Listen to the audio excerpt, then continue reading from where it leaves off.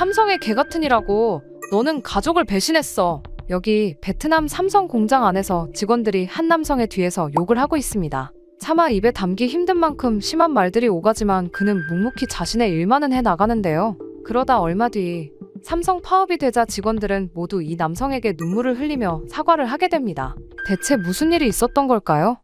안녕하세요. 저는 베트남에 거주 중인 응우엔 반롱이라고 합니다. 저는 어릴 적부터 한국을 동경해왔어요. 지금처럼 많은 사람들이 좋아하기 훨씬 전부터 말이죠. 매일 저녁 어렵게 구해온 한국 드라마를 보며 그곳의 발전된 모습에 감탄했죠. 고층 빌딩이 늘어선 도시의 모습, 최첨단 기술로 가득한 일상, 그 모든 것이 제게는 꿈만 같았어요. 특히 아버지가 삼성 하청업체에서 일하시면서 자주 들려주시던 이야기는 제 가슴속에 깊이 새겨졌습니다. 한국의 기술력은 세계 최고야. 우리나라도 언젠가 저렇게 될 수 있을 거다. 아버지께서 한국 제품의 뛰어난 품질과 정교한 기술을 설명하실 때마다 그 눈빛은 자부심으로 빛났어요. 저는 그때마다 나도 꼭 저런 기술을 배우고 싶다고 생각했죠. 대학교 3학년, 운명 같은 순간이 찾아왔습니다. 캠퍼스에서 열린 취업 박람회장, 그곳에서 마주한 삼성 부수는 제 인생의 전환점이 됐어요. 한국 기업에서 일하는 것은 단순한 직장이 아닙니다. 개인의 성장과 국가 경제 발전에 기여하는 일입니다.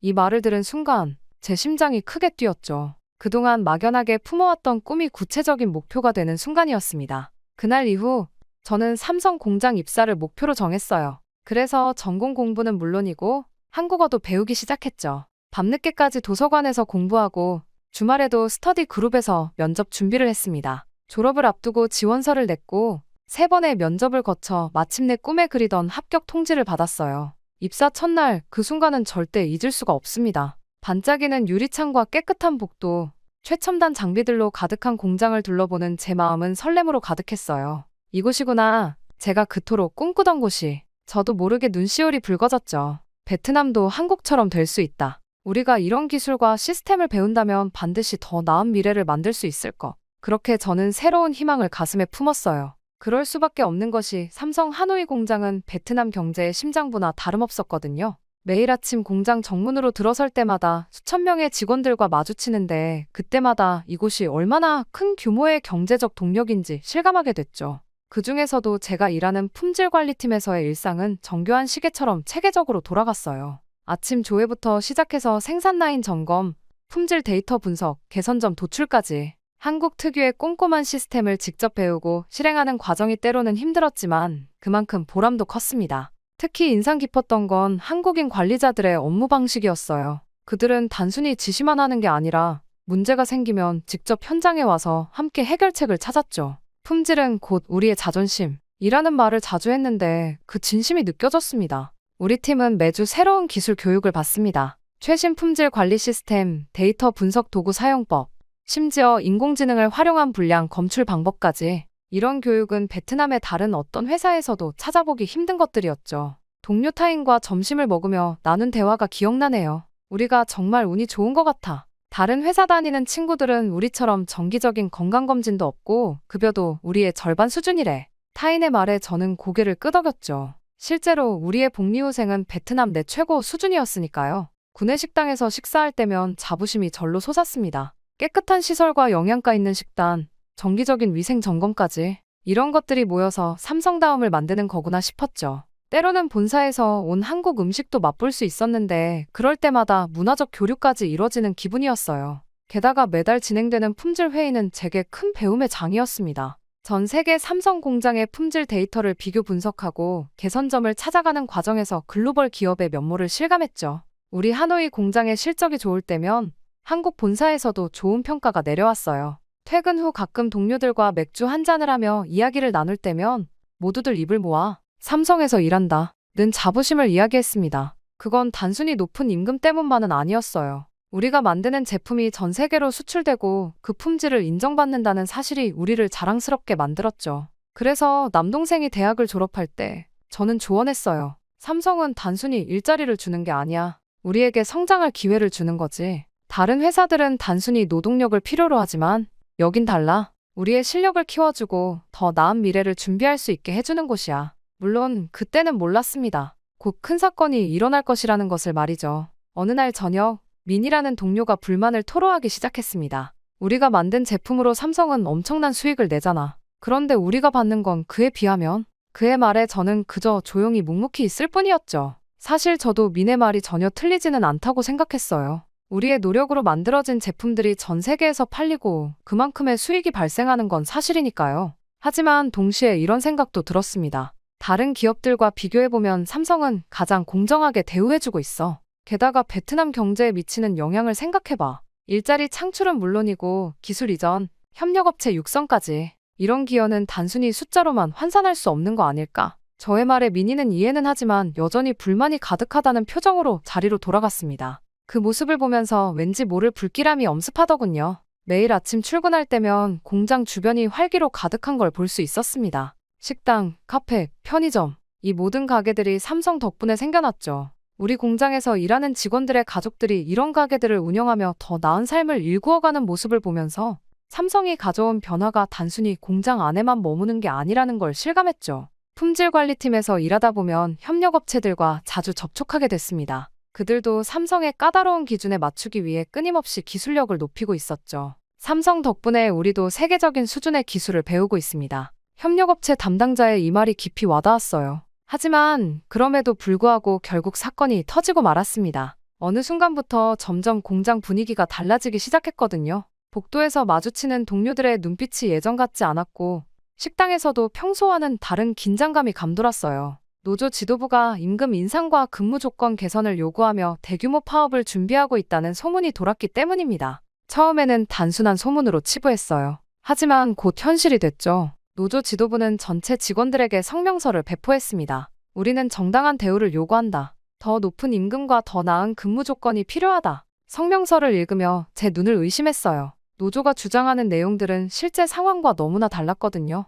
삼성은 이미 베트남 노동법에서 정한 기준을 훨씬 뛰어넘는 수준으로 직원들을 대우하고 있었습니다. 초과 근무 수당은 법정 기준의 150%를 지급했고 야간 근무자들을 위한 특별 수당도 있었죠. 품질관리팀 회의실에서 동료들과 이야기를 나눴던 날이 기억납니다. 우리가 받는 복지 혜택을 한번 살펴보자고요. 매년 건강검진, 주치의 상담 서비스, 치과 치료 지원까지. 다른 회사에서는 상상도 할 수 없는 수준이에요. 제가 말했죠. 동료가 고개를 끄덕이며 말했어요. 맞아요. 제 동생이 다른 공장에서 일하는데 그쪽은 기본적인 안전장비도 제대로 지급하지 않는다더군요. 게다가 기술 교육 프로그램 또한 삼성의 자랑이었습니다. 매달 새로운 기술 트렌드에 대한 교육이 진행됐고 우수 직원들은 한국 본사 연수 기회도 받았죠. 이런 투자는 단순히 비용이 아닌 직원들의 미래를 위한 것이었어요. 하지만 노조 지도부의 주장은 계속해서 강경해져 갔습니다. 그들은 SNS를 통해 삼성을 비난하는 글을 퍼뜨리기 시작했고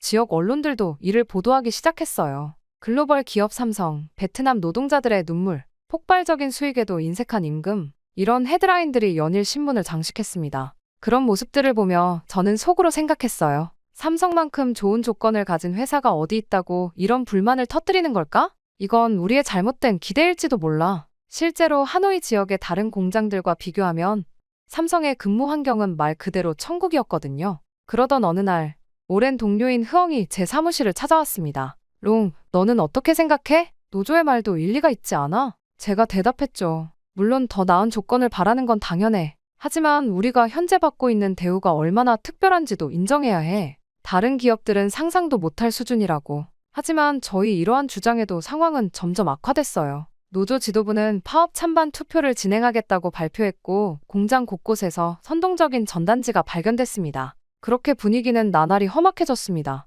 어느 날 평소 친하게 지내던 동료 푹이 저를 붙잡고 속삭였어요. 롱, 조심해. 파업에 반대하는 사람들 명단이 돌아다닌대. 누가 회사 편인지 다 체크하고 있어. 등골이 서늘해졌죠. 그러다 어느 날부터 저를 대하는 직원들의 분위기가 달라진 것이 느껴졌습니다. 아침 조회 때 일부 동료들이 저를 의도적으로 피하기 시작했고 점심시간에는 제가 앉으려 하면 자리를 피하는 직원들도 있었어요. 누군가 제 작업대에 회사에게 라고 쓴 쪽지를 붙여놓기도 했죠. 특히 충격적이었던 건 주말 회식 자리였습니다. 평소처럼 자리에 나갔는데 한 동료가 큰 소리로 말했어요. 여기는 노동자의 권리를 위해 싸우는 사람들만 있는 자리야. 회사 편들은 사람은 필요 없어. 저를 똑바로 쳐다보며 하는 날이었죠. 결국 그날 저는 묵묵히 자리를 피할 수밖에 없었습니다. 심지어는 메신저에서도 따돌림이 시작됐어요. 제가 올린 업무 관련 질문은 무시됐고 어떤 동료들은 저를 회사 스파이라고 부르기 시작했습니다. 심지어 제 가족들에게까지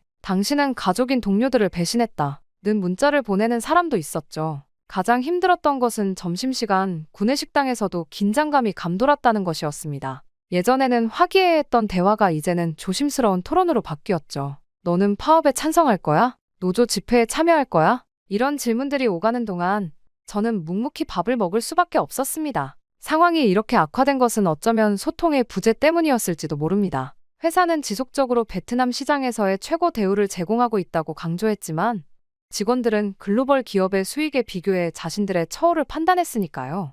반삼성 여론이 커져가는 것을 보며 제 마음도 무거워졌습니다. 이 상황이 계속된다면 어떻게 될까? 삼성이 정말 베트남을 떠나게 된다면? 그런 생각만 해도 가슴이 답답해졌어요. 그러다 긴 고민 끝에 결국 저는 제 위치에서 할 수 있는 일을 하기로 했습니다. 동료들의 차가운 시선과 따돌림을 감수하면서도 현재 우리가 받고 있는 혜택들이 얼마나 특별한지, 그리고 이런 갈등이 어떤 결과를 가져올 수 있는지 차분히 설명하기 시작했어요. 진실을 외면할 수는 없었으니까요. 그렇게 동료들에게 진실을 이야기하기 시작한 다음 날이었습니다. 아침부터 공장은 여전히 긴장감이 감돌았지만 적어도 몇몇 동료들은 제 설명에 귀를 기울이기 시작했어요. 이제 차츰 상황이 나아지려나 싶었죠. 앞으로 다가올 일들은 상상도 하지 못한 채 말입니다. 다음 날 오전 10시, 예상치 못한 소식이 모든 것을 뒤바꿔 놓았어요. 삼성 본사가 베트남 내 일부 생산시설 철수를 검토하겠다는 발표를 한 거죠. 솔직히 처음에는 잘못 들은 줄 알았어요. 스마트폰을 꺼내 뉴스를 확인했죠. 삼성전자 베트남 생산시설 일부 철수 검토, 노사 갈등 장기화 영향. 제목만 보고도 온몸에 힘이 빠졌습니다. 삼성이 떠난다고요? 그럼 우리 경제는 어떻게 되죠? 누군가 큰 소리로 외쳤어요. 회의실에서 뉴스를 보던 직원들이 한꺼번에 밖으로 쏟아져 나왔습니다. 방금 전까지 서로를 적대시하던 사람들이 이제는 같은 공포에 휩싸여 서로를 바라보고 있었죠. 그날 오후 공장 전체가 마비된 것 같았어요. 누구도 제대로 일에 집중할 수 없었습니다. 품질관리팀 동료들은 자리에 앉아있기는 했지만 모두의 시선은 계속해서 휴대폰 화면을 맴돌았죠. 새로운 뉴스가 업데이트될 때마다 한숨소리가 커져갔어요. 가장 먼저 반응한 건 협력업체들이었습니다. 오후 2시, 저희 공장에 부품을 납품하는 한 회사가 먼저 가동을 중단했어요. 향후 발주량이 불확실한 상황에서 현재 생산량을 유지할 수 없습니다. 이런 내용의 공문이 왔죠. 곧이어 다른 협력업체들도 비상대책회의에 들어갔다는 소식이 전해졌습니다. 퇴근 시간, 공장 주변 상가들의 분위기도 심상치 않았어요. 평소 같으면 직원들로 북적이던 식당들이 텅 비어 있었고 가게 주인들은 모여서 걱정스러운 이야기를 나누고 있었습니다. 삼성 직원들이 떠나면 우리 가게는 어떻게 해야 하나? 이제 막 대출받아서 가게 리모델링 했는데 우리는 삼성을 당연하게 여겼지만 삼성이 베트남에 가져온 기회와 가치를 진정으로 이해하지 못했던 건 아닐까? 퇴근길에 혼잣말처럼 중얼거렸어요. 지나가던 동료 민이 그 말을 듣고 멈춰섰습니다. 얼마 전까지 저를 회사 편이라고 비난하던 그의 눈에도 이제는 두려움이 가득했어요. 다음 날 아침, 상황은 더욱 심각해졌습니다. 공장 정문 앞에서 만난 경비 아저씨의 말씀이 가슴을 찔렀어요. 어제 저녁부터 짐을 싸서 떠나는 직원 가족들이 보이기 시작했어. 다들 집세도 오르고 월세 연체될까봐 서둘러 이사 간다더구만. 품질관리팀 사무실에 들어서자 평소 밝고 당당하던 흐엉이 눈물을 훔치고 있었습니다. 저희 언니가 운영하는 식당이요. 이미 3곳의 거래처에서 계약 해지 통보가 왔대요. 다들 삼성 직원 상대로 하는 식당이었거든요. 점심시간 구내식당은 평소와 다른 의미로 조용했습니다. 사람들은 밥은 먹고 있었지만 누구도 말이 없었습니다. 창가에 앉아있던 한 선배가 먼저 입을 열었죠. 여기서 아이들 학비도 벌고 집도 장만했어. 그런데 이제 와서 다시 시작하라고. 도대체 어디서부터 시작해야 하는 거야? 오후에는 협력업체 담당자들과 긴급 회의가 있었습니다. 모두들 창백한 얼굴이었어요. 저희 회사는 삼성 물량이 80%입니다. 이걸 어떻게 대체하죠? 직원이 300명인데 다들 가정이 있는 사람들입니다. 회의실을 가득 채운 한숨소리가 아직도 귓가에 맴돕니다. 저녁이 되자 공장 주변 상권은 마치 생기를 잃은 것 같았어요. 평소 같으면 직원들로 붐벼야 할 식당과 카페들이 텅 비어 있었고 곳곳에서 임대 광고가 새로 붙기 시작했습니다. 삼성이 떠난다는 소식만으로도 이런데 실제로 철수가 진행되면 이 지역은 어떻게 될까요? 잠들기 전 휴대폰을 보니 메신저가 한참 시끄러웠어요. 얼마 전까지 격렬하게 대립하던 사람들이 이제는 서로를 위로하고 있었습니다. 우리가 너무 욕심을 부렸나? 이제 어떻게 해야 하지? 모두가 불안과 후회 속에서 밤을 지새웠죠. 그리고 그날 밤의 불안한 예감은 결국 현실이 되었습니다. 며칠 뒤 삼성은 베트남 내 생산시설 철수를 공식화했어요. 처음에는 일부 시설만 철수한다고 했지만 그 영향은 도미노처럼 퍼져나갔습니다. 발표를 듣는 순간 마치 제 인생의 모든 것이 한순간에 무너지는 것 같았어요. 지난 시간 동안 쌓아온 모든 꿈과 희망이 모래성처럼 무너져 내리는 걸 지켜보는 기분이었죠. 첫 번째 공식 발표가 있고 일주일 만에 9만 명의 직원들이 순차적으로 퇴직 통지를 받기 시작했어요. 매일 아침 출근할 때마다 오늘은 내 차례일까 하는 불안감에 시달렸습니다. 하지만 이건 시작에 불과했죠. 협력업체와 하청업체에서 일하는 34만 명의 직원들도 연쇄적으로 일자리를 잃게 됐습니다. 숫자로만 보면 43만 명이지만 가족들까지 포함하면 그 영향은 수백만 명에 달했어요. 이 거대한 숫자 뒤에 각자의 삶과 꿈이 있다는 걸 생각하면 가슴이 먹먹해졌습니다. 저 또한 어쩔 수 없이 품질관리팀에서 배운 기술과 경험을 바탕으로 새로운 일자리를 찾아보기 시작했습니다. 하지만 현실은 냉혹했어요. 다른 기업들은 삼성만큼의 임금과 복지는커녕 절반 수준의 대우도 제공하지 않았죠. 삼성 출신이라고요? 좋은 경력이네요. 하지만 우리 회사는 그런 수준의 급여를 줄 수 없습니다. 면접장에서 늘 듣는 말이었어요. 매일 이력서를 쓰고 면접을 보러 다니면서 제 자신감도 조금씩 무너져갔습니다. 한때는 삼성 직원이라는 타이틀이 자랑스러웠는데 이제는 그것이 오히려 발목을 잡는 것만 같았어요. 너무 좋은 환경에 익숙해져 있었던 걸까요?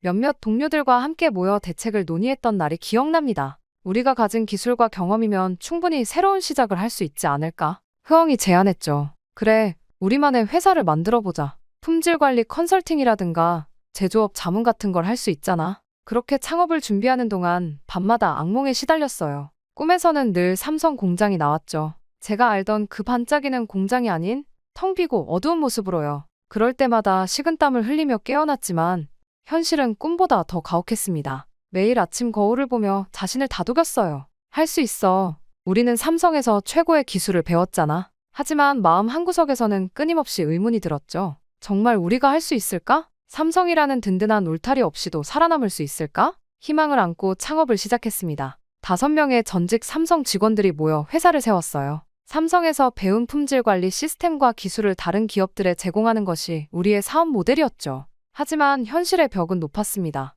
첫 번째 난관은 기술적인 제약이었어요. 삼성에서는 최첨단 장비와 시스템을 사용했지만 그건 모두 삼성의 자산이었죠. 우리가 독립적으로 사용할 수 있는 기술과 장비는 매우 제한적이었습니다. 이 정도 수준의 서비스라면 굳이 비용을 들여 컨설팅을 받을 필요가 없겠네요. 고객사들의 반응이었어요. 두 번째 문제는 시장 네트워크였습니다. 삼성의 이름으로 일할 때는 모든 문이 열렸지만 이제는 달랐어요. 한 번은 잠재 고객사를 방문했는데 문전박대를 당했죠. 삼성에서 일했다고요? 그럼 왜 지금은 거기 없는 거죠? 의심의 눈초리를 피할 수 없었습니다. 작은 문제도 심각했어요. 사무실 임대료, 기본적인 장비 구입, 직원들 급여, 모든 것이 우리의 예상을 벗어났습니다. 한 달, 2달, 저축해둔 돈이 바닥을 보이기 시작했죠. 이러다가 정말 모든 걸 잃는 거 아닐까? 불안이 커져갔어요. 결국 저희는 3달 만에 회사를 정리할 수밖에 없었습니다. 마지막 날, 사무실 정리를 하면서 깊은 한숨이 나왔어요. 삼성은 단순히 회사가 아니었어.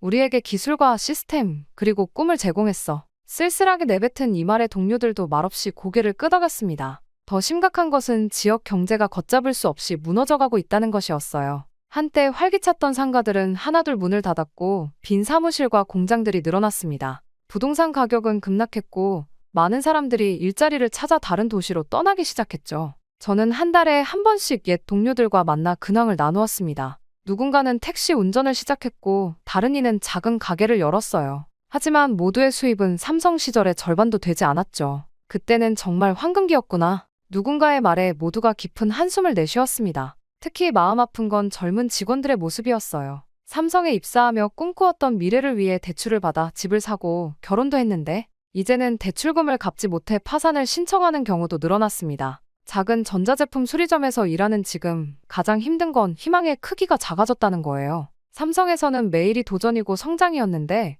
이제는 그저 생존을 위한 하루하루를 보내고 있죠. 때로는 새벽에 홀로 일어나 창밖을 바라보며 생각합니다. 내가 꿈꾸던 미래는 이런 게 아니었는데. 점심시간에 도시락을 먹으며 옛 공장 사진을 보곤 해요. 그때는 구내식당의 음식이 맛없다고 투덜거렸는데 지금 생각하면 그 모든 순간이 얼마나 소중했는지. 사진 속 제 모습은 늘 당당하고 자신감에 차 있었죠. 지금의 제 모습과 너무 다른 것 같아 마음이 아파요. 퇴근 후에도 집에 가는 걸 자꾸 미루게 됩니다. 예전에는 야근이 힘들다고 생각했는데 이제는 오히려 그때가 그리워요. 최소한 내일도 다음 달도 내년도 이 자리에서 일할 수 있다는 확신이 있었으니까요. 지하철에서 마주치는 옛 동료들의 지친 표정을 보면서 우리 모두가 같은 상실감을 안고 살아가고 있다는 걸 느낍니다. 때로는 퇴근길에 예전 삼성 공장 앞을 지나가곤 해요. 그때마다 생각합니다. 우리가 조금만 더 현명했다면, 서로를 조금 더 이해하려 했다면 지금도 이곳은 여전히 베트남의 미래를 밝히는 등대가 되어 있지 않았을까?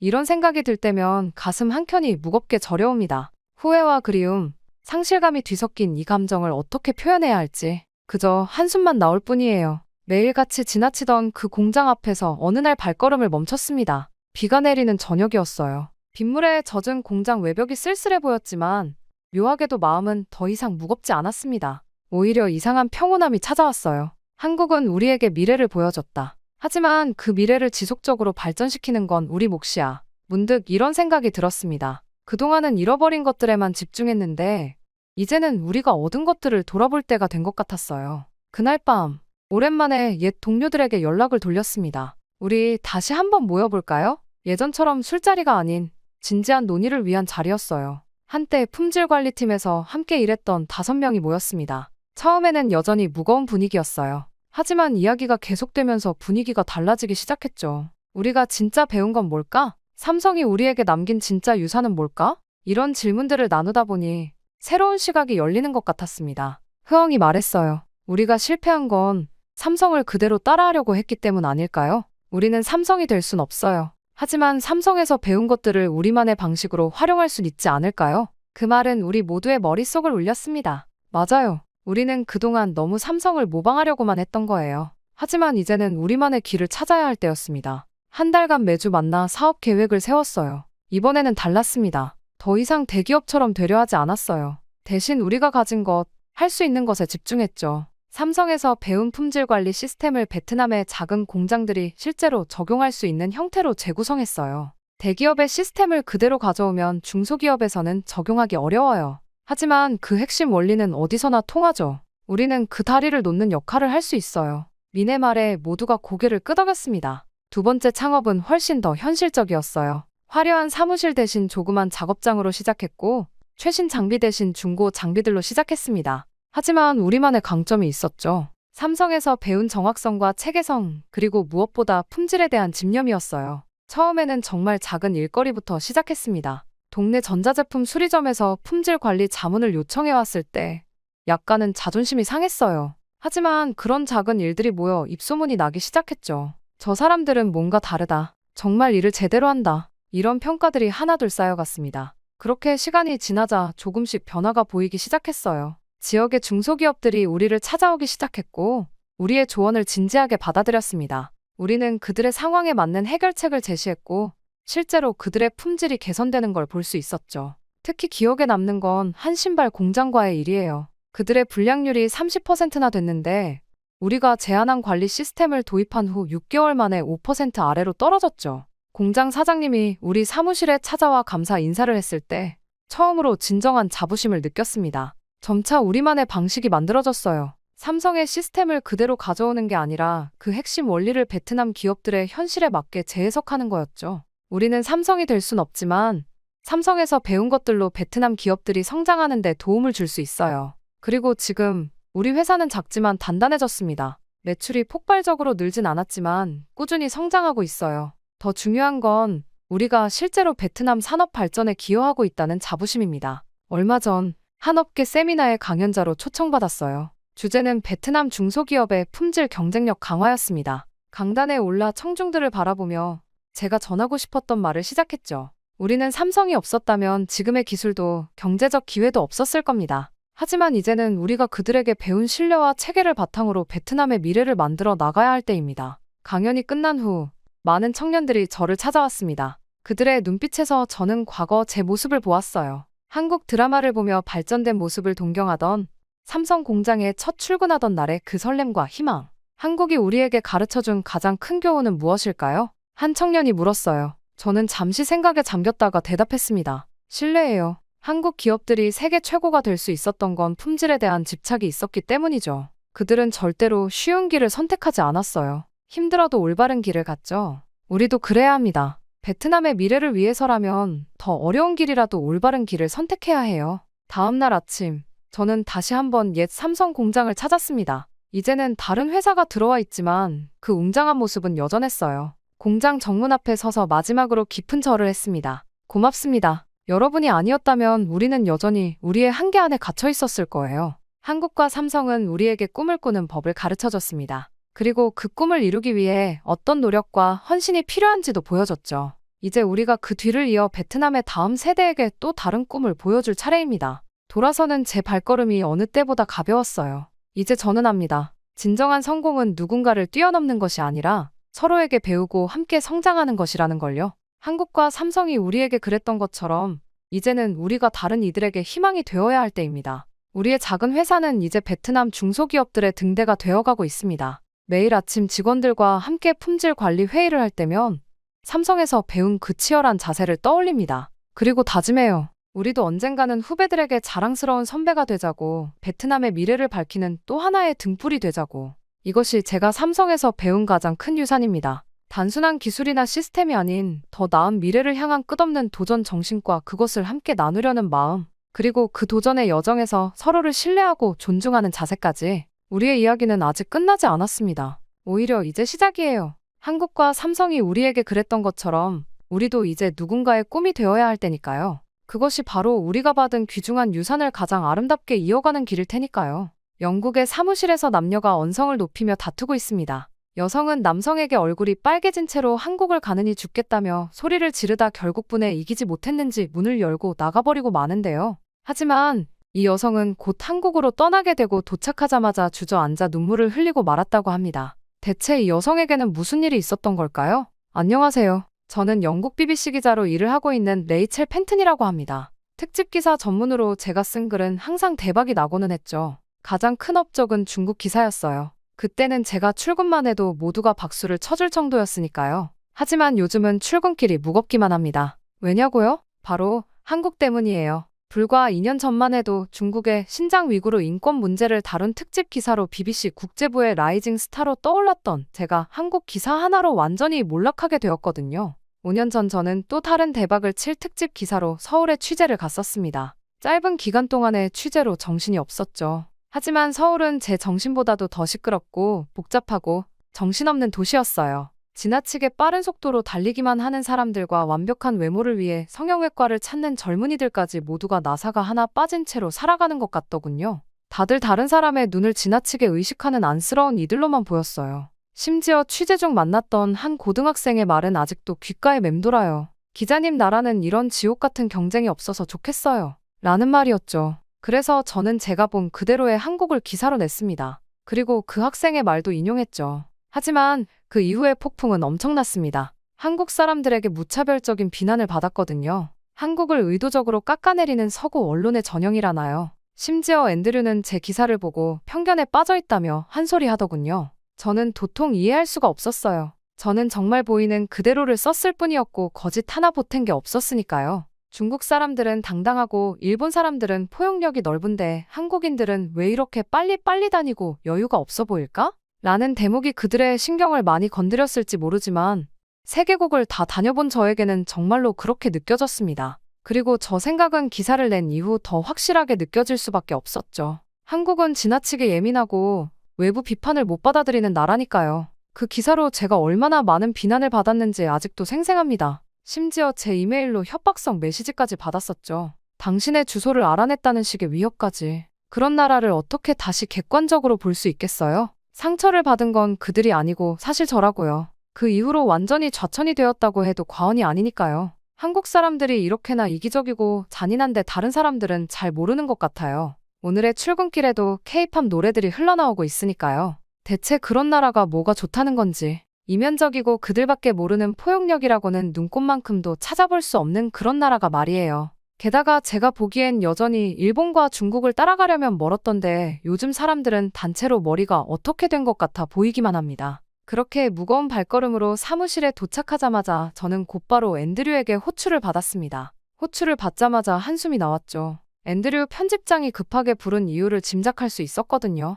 요즘 영국의 트렌드를 보면 뻔하잖아요. 한국이 판을 치고 있으니까요. 제 동생마저 한국 드라마에 빠져. 언니, 한국 남자들은 다 저렇게 완벽해? 라고 물어올 때면 속에서 불만이 치밀어 올라요. 환상이에요. 다 연출된 환상일 뿐이죠. 그렇게 앤드류의 사무실로 들어가자 그는 역시나 제 예상대로 저에게 한국의 특집 기사를 내라고 하더군요. 예상은 했지만 실제로 들으니 화가 치밀어 올랐습니다. 어떻게 저한테 이런 기사를 맡길 수가 있는지. 그는 제가 힘들어했던 모습을 옆에서 다 지켜보았으니까요. 앤드류, 저는 절대 못합니다. 저는 그의 제안을 듣자마자 의자에서 벌떡 일어섰어요. 5년 전에 제가 겪은 일을 잊으신 건가요? 제가 메일함을 열 때마다 죽이겠다는 협박을 읽어야 했다는 거 기억하시죠? 그 못된 한국인들이 제 개인 SNS까지 찾아내서 제 가족들 사진에까지 악성 댓글을 달았다고요. 앤드류는 담담한 표정으로 저를 바라봤어요. 레이첼, 진정하게. 진정하라뇨? 지금도 저는 가끔 악몽을 꿔요. 당신은 제가 그때 얼마나 힘들었는지 몰라요. 좋아요. 한국의 문화가 대단하다고요? 그들이 만드는 환상 같은 드라마가 우리 시청자들을 사로잡았다고요? 하지만 그 이면에는 레이첼, 앤드류의 목소리가 단단해졌어요. 자네가 더 이상 국제부의 라이징 스타가 아닌 이유가 뭔지 아나? 순간 말문이 막혔습니다. 객관성을 잃었어. 한 나라에 대한 편견이 이렇게 심한 기자는 본 적이 없네. 침묵이 이어졌습니다. 창밖으로 흐린 하늘이 보였어요. 이대로 거절했다가는 정말 BBC를 떠나야 할지도 모른다는 생각이 들었습니다. 알겠어요. 힘없이 대답했어요. 하지만 이번엔 문화 기사로만 할게요. 그들이 원하는 예쁜 모습들만 담아올 테니까 걱정 마세요. 사무실을 나서는데 제 파트너로 지정되었다는 마커스의 전화가 왔습니다. 한국계 영국인이라고 하더군요. 물론 말투는 전형적인 영국식 억양이었지만 한국 특유의 공손함이 묻어나는 목소리였어요. 한국이 생각나게 하는 공손함에 불편해진 저는 그저 다음 주 서울에서 만나자는 말에 짧게 대답했습니다. 벌써부터 불편한 마음이 들었어요. 한국계라 아마 마커스도 저의 편견 어린 시선을 지적하고 싶어 안달일 테죠. 그렇제 저는 통화를 서둘러 끊고 밖으로 나왔습니다. 런던의 흐린 하늘처럼 앞으로의 일정이 꿉꿉하게 느껴졌어요. 지하철역으로 걸어가는 길에 또다시 들려오는 한국어 대화. 한국 화장품을 든 쇼핑백을 든 관광객들. 이 도시는 마치 작은 서울이 되어가는 것만 같았죠. 이번만 잘 버티면 돼요. 단순한 문화 기사로 마무리하고 다시는 한국과 얽히지 않을 거예요. 우산을 펴들며 다짐했습니다. 하지만 왜일까요? 가슴 한켠이 불편하게 조여오는 건. 아마도 그들의 환상 속 세계를 그대로 전달해야 한다는 부담감 때문이겠죠. 제발 이번엔 아무 일도 없기를. 지하철역으로 발걸음을 옮기며 작게 중얼거렸습니다. 하지만 이상하게도 발걸음이 자꾸 무거워졌어요. 마치 5년 전 그날로 돌아가는 것만 같은 기분이 들었습니다. 그리고 몇 주 뒤 서울행 비행기 안에서도 잠을 이루지 못했습니다. 창밖으로 보이는 구름 사이로 떠오르는 아침 해가 5년 전 그날처럼 붉었어요. 인천공항에 내리자마자 습한 공기가 얼굴을 덮쳤습니다. 이런 날씨도 공항 곳곳에 붙은 한글도 질서정연하게 줄 서 있는 사람들의 모습도 그때와 똑같네요. 입국장을 빠져나오는데 BBC 서울 지국 소속 마커스가 저를 기다리고 있었어요. 처음 본 마커스의 모습은 의외였습니다. 한국계라고는 하지만 완벽한 영국식 억양에 서구적인 이목구비가 도드라졌거든요. 아마도 혼혈인 것 같았어요. 다만 90도로 숙여 인사하는 모습에서 3년째 한국에 살고 있다는 그의 이력이 느껴졌죠. 첫 취재지로 새벽 노량진 수산시장을 제안하는 마커스의 말에 내심 불만이 일었어요. 시장이라니요? 그것도 새벽에 말입니다. 하지만 조금의 호기심이 생기기는 하더군요. 제가 상상하던 한국의 모습과는 거리가 멀었으니까요. 세련된 강남의 카페나 화려한 명동의 쇼핑가만 생각했거든요. 그렇게 새벽 3시 호텔에서 짧은 휴식을 취한 후 노량진으로 향했습니다. 차창 밖으로 보이는 서울의 밤거리는 5년 전보다 더 화려해진 것 같았어요. 하지만 노량진에 가까워질수록 네온사인은 줄어들고 대신 줄지어 선 트럭들과 분주히 움직이는 사람들이 보이기 시작했습니다.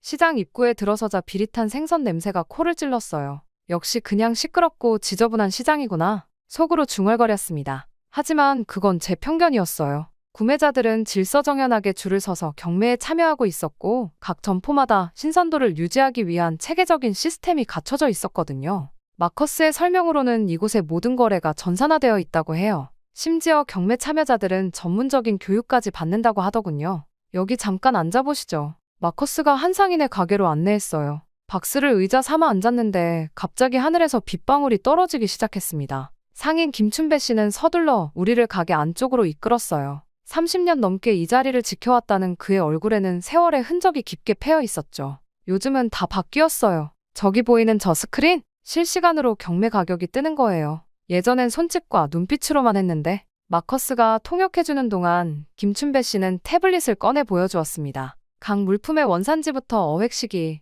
신선도 등급까지 모든 정보가 체계적으로 정리되어 있었어요. 심지어 구매자들의 신용도까지 데이터베이스로 관리된다고 하더군요. 처음엔 적응하기 힘들었죠. 제 아들이 많이 도와줬어요. 우리 아들이 대학 나왔거든요. 시장에서 일하는 걸 반대했는데 요즘은 이런 시스템 관리하면서 자기 일처럼 열심히 해요. 비가 잦아들 기미가 보이지 않자 김춘배 씨는 따뜻한 커피를 내오며 이야기를 이어갔습니다. 마커스는 3년 동안 이 시장을 촬영하며 김춘배 씨와 인연이 깊어졌다고 해요. 마커스가 처음 왔을 때만 해도 우리 시장이 지금과는 달랐어요. 많이 노후되어 있었죠. 하지만 이제는 위생관리도 철저하고 외국인 손님들도 많이 와요. 시장 한켠에서는 새로 들어온 젊은 상인들이 영어로 외국인 관광객들과 대화를 나누고 있었어요. 마커스의 설명으로는 시장 상인회에서 기초 외국어 교육도 진행한다고 하더군요. 품질 관리가 제일 중요해요. 저기 보이는 검사실에서 매일 아침 수질 검사하고 신선도 체크하고 예전에는 생각도 못했죠.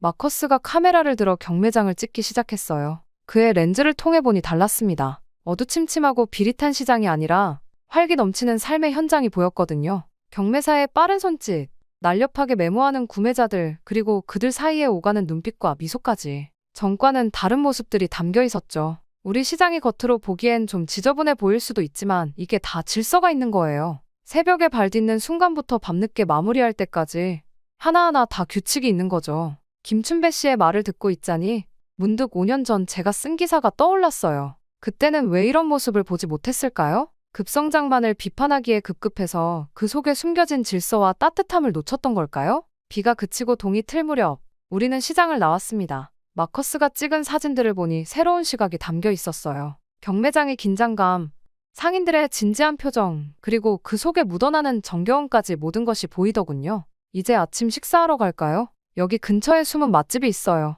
마커스의 제안에 평소라면 거절했을 텐데 이상하게도 고개가 끄덕여졌어요. 어쩌면 제가 알던 한국은 정말 일부분이었는지도 모르겠다는 생각까지 들더군요. 택시를 기다리며 뒤를 돌아봤습니다. 여전히 활기찬 시장의 모습이 눈에 들어왔어요. 이런 모습은 왜 그때는 보지 못했을까? 아침 햇살이 시장 위로 떠오르고 있었습니다. 햇살을 보고 있노라니 어젯밤의 불편한 마음이 조금은 가벼워진 것 같은 기분이 들었죠. 이후 아침 식사를 마치고 택시를 타며 마커스가 다음 일정을 설명했습니다. 종로 한옥마을 촬영이라고 해요. 그 말을 듣자마자 얼굴이 찌푸려졌어요. 관광객들로 북적이는 그저 그런 관광지겠죠. 5년 전에도 봤던 곳인데 또 가봐야 하나 싶었습니다. 아직도 거기서 전통 문화 체험 같은 걸 하나요? 관광객들 상대로 돈이나 버는. 마커스가 빙그레 웃으며 말을 잘랐어요. 레이첼, 이번엔 다른 걸 보여드릴게요. 실제로 그곳에 살고 계신 분들을 만나보시죠. 저희는 빗물이 마른 돌계단을 올라 좁은 골목으로 들어섰습니다. 아침 일찍이라 그런지 관광객은 보이지 않았어요. 대신 한옥의 처마 밑으로 현대식 도시가스 배관이 지나가고 기와 위로는 태양광 패널이 보였죠. 어색하리만큼 불편한 조화였습니다. 마커스는 50년 넘게 이곳에서 살고 있다는 김민재 할아버지의 집으로 우리를 안내했어요. 처음엔 단순한 인터뷰라 생각했는데 들어서자마자 제 생각이 틀렸다는 걸 알았습니다. 한옥 안으로 들어서니 놀라웠어요. 전통 마루 아래로 난방 배관이 깔려있고 부엌에는 최신식 인덕션이 설치되어 있었죠. 심지어 처마 밑에 달린 작은 모니터로 택배가 오는 것까지 확인할 수 있더군요. 옛것을 지키면서 살기가 쉽지는 않죠. 하지만 이게 우리 삶이에요. 할아버지의 말씀을 마커스가 통역해 주었습니다. 차를 마시며 들은 이야기는 제가 알던 한옥마을과는 달랐어요. 도시개발에 맞서 한옥을 지키기 위해 주민들이 힘을 모았던 이야기, 현대적 편의시설을 들이면서도 전통적 가치를 지키기 위해 고민했던 순간들까지 너무나도 감동적이더군요. 잠깐 구경하실래요? 마당 한켠에 자리 잡은 작은 정원에는 계절마다 피는 꽃들이 있었고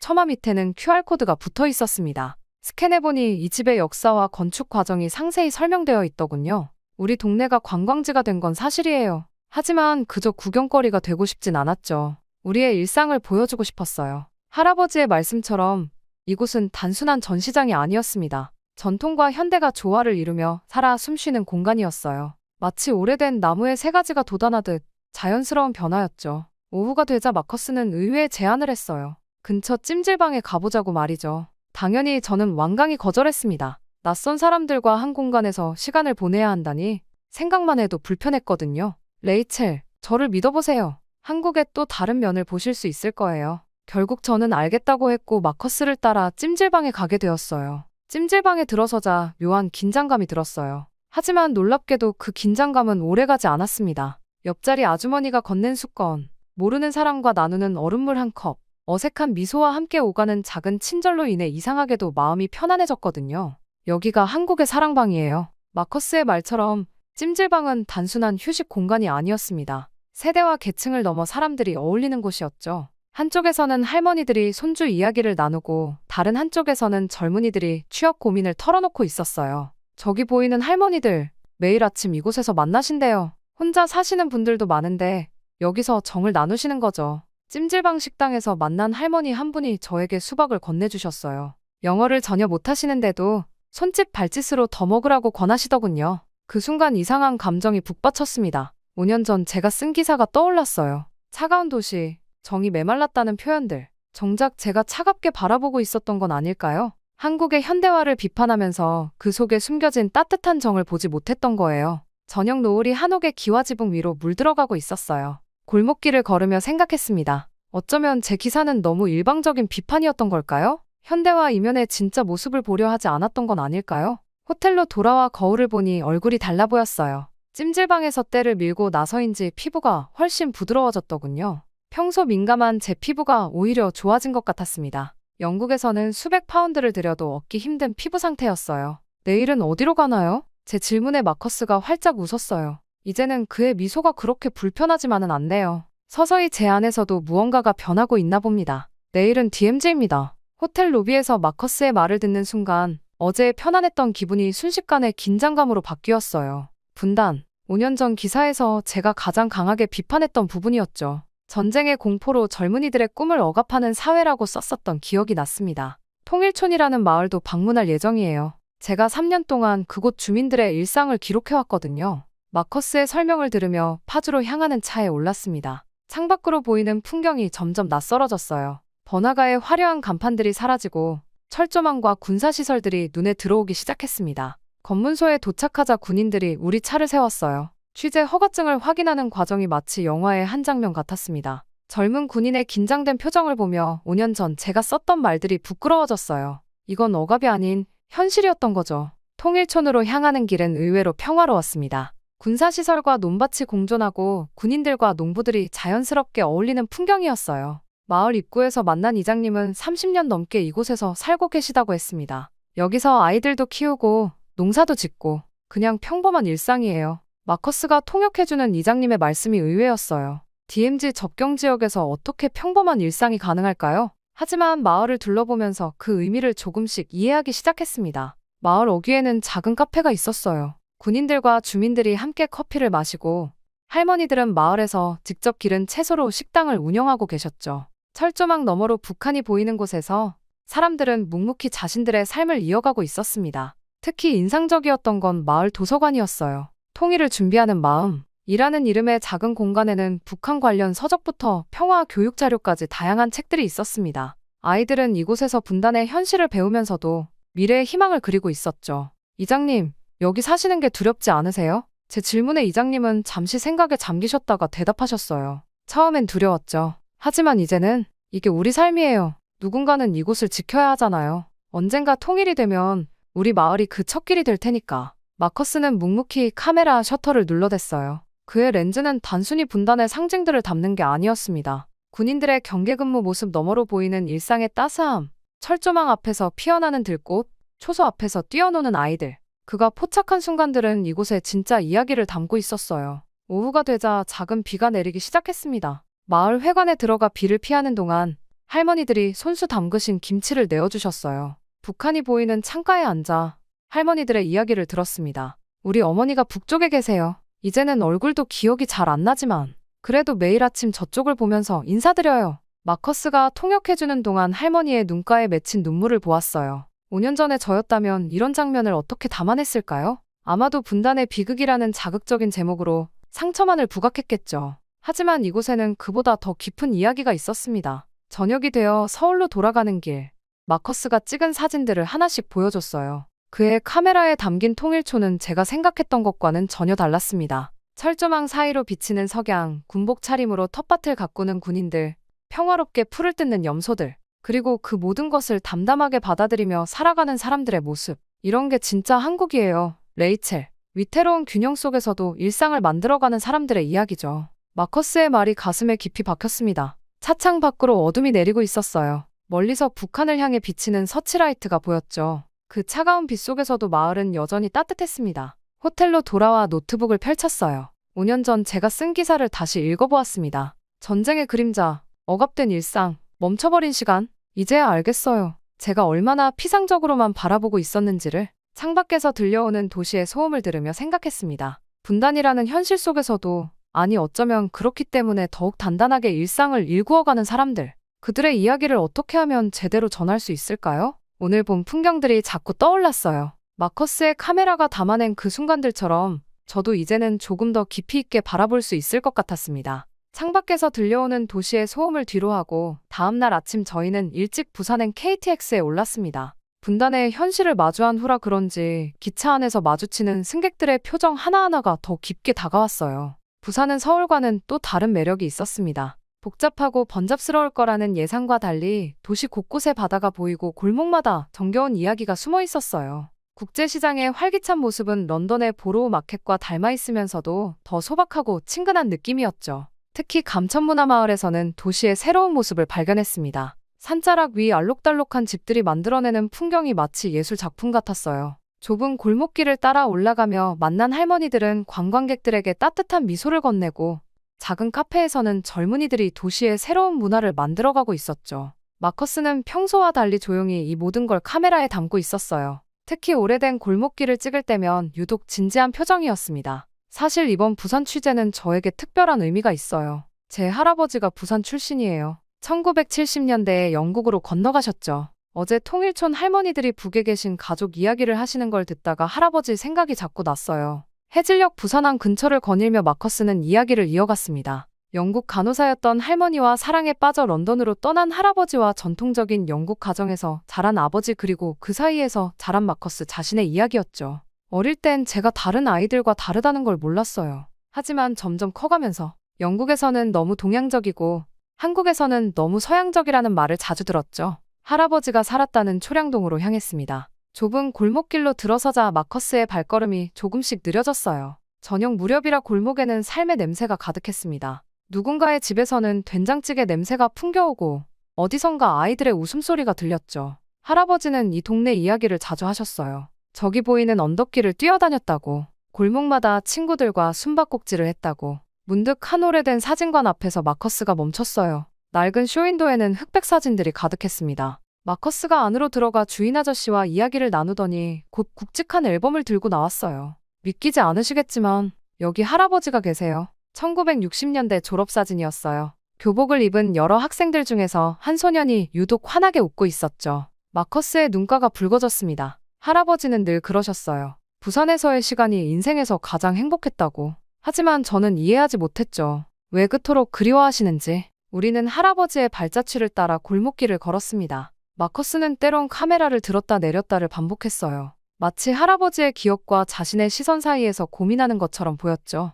어스름이 깔리기 시작할 무렵 부산항이 한눈에 보이는 언덕에 도착했습니다. 붉은 노을이 바다를 물들이고 있었어요. 마커스가 마침내 카메라를 들어올렸습니다. 이제 알 것 같아요. 할아버지가 왜 이토록 부산을 그리워하셨는지. 이곳에는 단순한 풍경이 아닌 삶이 있었던 거예요. 셔터 소리가 울릴 때마다 마커스의 얼굴에 미소가 번졌습니다. 그의 카메라는 단순히 항구 도시의 풍경을 담고 있는 게 아니었어요. 할아버지의 청춘이 깃든 골목길, 시간이 멈춘 듯한 오래된 가게들, 여전히 활기 넘치는 시장의 모습까지. 할아버지의 기억과 현재의 부산이 그의 렌즈 속에서 자연스럽게 어우러지고 있었습니다. 레이첼, 저는 지금까지 제 정체성을 숨기려 했던 것 같아요. 하지만 이제는 제가 누구인지 조금은 알 것 같아요. 밤이 깊어가는 부산 거리를 걸으며 저는 마커스의 말을 곱씹어 보았어요. 한 사람의 정체성이란 게 얼마나 복잡하고 깊은 것인지, 그리고 우리가 얼마나 쉽게 타인을 판단하고 규정 지으려 하는지. 숙소로 돌아가는 길, 마커스는 조용히 카메라의 사진들을 보고 있었어요. 그의 눈빛에서 처음으로 진정한 평화로움이 느껴졌습니다. 마치 오랜 여행 끝에 마침내 집을 찾은 사람처럼. 내일은 어디로 갈까요? 할아버지가 좋아하셨다는 국밥집에 가보는 건 어떠세요? 이번엔 제가 먼저 제안했어요. 마커스가 환하게 웃었습니다. 어쩌면 우리 모두는 각자의 방식으로 무언가를 찾아가고 있는지도 모르겠네요. 부산에 이른 아침, 마커스가 추천한 국밥집에서 하루를 시작했습니다. 따뜻한 국물을 한 숟가락 떴을 때 문득 지난 일주일이 떠올랐어요. 노량진 수산시장의 활기, 한옥마을의 일상, DMZ의 묵직한 현실, 그리고 마커스의 이야기까지. 제가 알던 한국은 너무나 피상적이었다는 걸 이제야 깨달았습니다. 오늘 저녁 비행기로 런던에 돌아가시나요? 마커스의 질문에 고개를 끄덕였어요. 하지만 5년 전과는 다른 마음으로 돌아가게 될 것 같았습니다. 호텔로 돌아와 노트북을 펼쳤어요. 이번엔 달라져야 했으니까요. 급성장의 그늘? 이 제목을 쓸 때 제 모습이 부끄럽네요. 5년 전 기사를 다시 읽으며 한숨이 나왔습니다. 한국의 현대화를 성급하게 비판했던 제 모습, 전통과 현대의 공존을 이해하지 못했던 편협한 시각, 그리고 무엇보다 사람들의 이야기에 귀 기울이지 않았던 오만함까지. 새로운 기사의 제목을 고민했어요. 내가 몰랐던 한국의 순간들. 키보드를 두드리다 멈추길 반복했습니다. 이번엔 제대로 써야 했어요. 노량진의 상인들, 한옥마을 주민들, 통일촌의 할머니들, 그리고 부산 골목길의 이야기까지. 그들의 목소리를 있는 그대로 전하고 싶었거든요. 레이첼, 제 사진들도 한번 보시겠어요? 마커스가 보내준 사진들을 보며 글을 다듬어갔습니다. 그의 렌즈는 제가 글로 표현하지 못한 순간들을 담아냈더군요. 새벽 시장의 활기, 한옥 처마 및 현대식 가전제품들이 만들어내는 묘한 조화, DMZ 철조망 너머로 피어난 들꽃, 부산 골목길의 따스한 저녁 노을까지. 저는 기사를 마무리하고 편집장에게 보냈어요. 평소보다 훨씬 긴 분량이었지만 이번만큼은 길이를 줄이고 싶지 않았습니다. 한국의 다양한 면모를 제대로 담아내고 싶었거든요.